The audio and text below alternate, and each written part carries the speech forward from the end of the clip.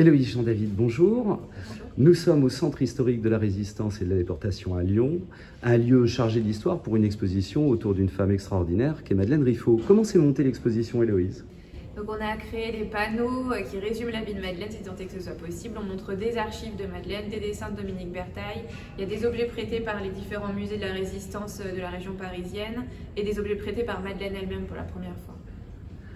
Comment s'est passée l'écriture de l'histoire?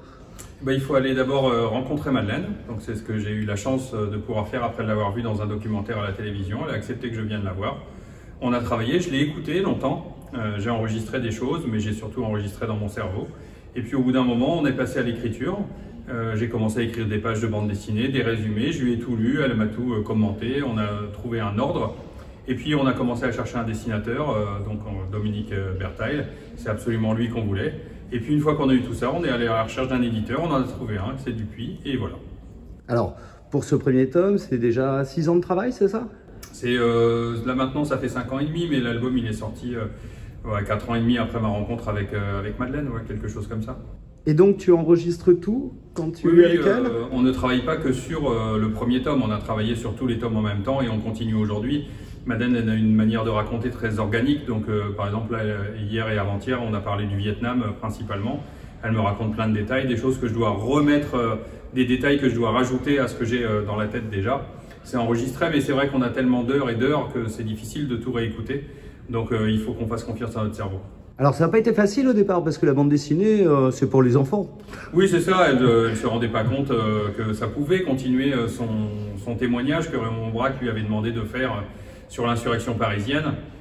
Pour elle c'était un peu des enfantillages et puis heureusement Georges Amat qui est un réalisateur de documentaires qui a travaillé avec elle lui a dit que la bande dessinée aujourd'hui ça avait complètement changé et que c'était hyper important de continuer la mission qu'Aubrac lui avait demandé en 1993 et de transmettre le message qui est « je ne suis pas une victime, je suis un résistant, je ne suis pas un martyr, je suis un combattant ». Et finalement, c'est ça qu'on raconte à travers la BD.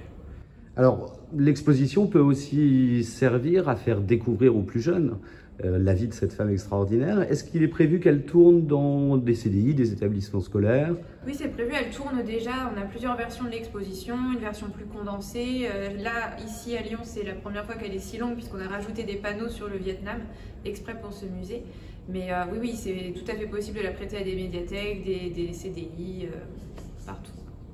Tu fais souvent des interventions scolaires, je suppose? Là, j'en ai fait beaucoup entre ma BD sur Irena, qui a sauvé 2500 enfants du ghetto de Varsovie, Madeleine, Simone Lagrange, une BD qui est la suite en quelque sorte d'Irena avec David Évrard, le même dessinateur, qui est une résistante et déportée lyonnaise qui a aidé à arrêter Klaus Barbie. Je travaille en ce moment avec Ginette Kolinka sur son histoire. Donc c'est vrai que je commence à bien connaître le sujet et c'est intéressant d'aller voir les gamins. Quand j'ai fait Irena, je disais aux éditeurs je vais faire la Shoah pour tout public et donc aussi pour les enfants. On me disait mais t'es fou. J'ai dit oui sans doute, mais je crois que j'ai l'intuition que ça va les intéresser. Et maintenant en allant voir les gamins un peu partout en France, je me rends compte à quel point ils sont passionnés par ce sujet. Ils voudraient comprendre. Ça paraît tellement absurde, tellement fou ce qui s'est passé, ça paraît irréel. Donc leur expliquer la réalité, ça leur fait beaucoup de bien je pense. Et il te semble qu'ils découvrent justement ces épisodes de notre histoire ou ils ont quand même déjà quelques bases, quelques notions? Pour moi, ils ne la découvrent pas vraiment, mais en tout cas, quand je vais les voir en cours, les profs ont toujours fait un boulot remarquable autour de ça. Ils ont fait des petites animations, ils préparent des questions, etc. Donc ils sont vraiment très bien préparés. C'est-à-dire que ma venue et la venue en général des auteurs de bande dessinée ou des écrivains est préparée en amont par les profs, ce qui fait que ça aide aussi dans le cours normal. C'est-à-dire qu'on rajoute notre présence, mais aussi beaucoup de travail en amont. Et ça, c'est vraiment génial.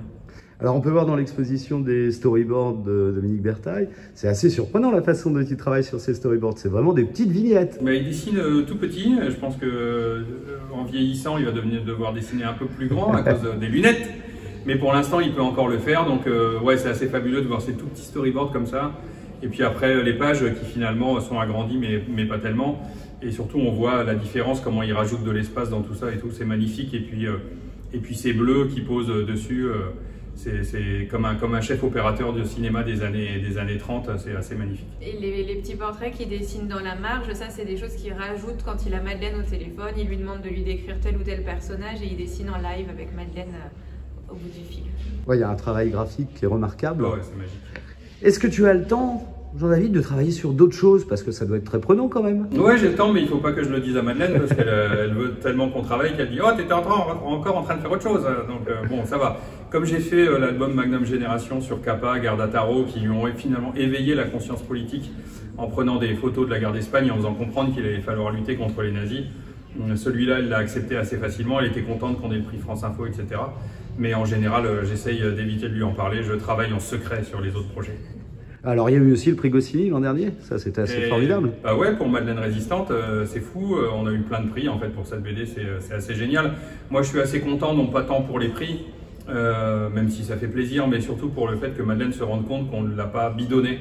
C'est-à-dire on lui a dit on peut faire une belle BD avec ton histoire, et elle se rend compte qu'on fait une BD qui plaît aux gens, qui est hyper positive, et que ça réconcilie des familles, puisqu'on retrouve des familles de ses anciens amis, qui nous prêtent des documents, etc., et qui n'avaient même pas entendu parler de leurs ancêtres, etc. Donc il y a vraiment un côté très, très excitant dans ce projet à tous les niveaux, et peut-être que ça se ressent en fait à la lecture.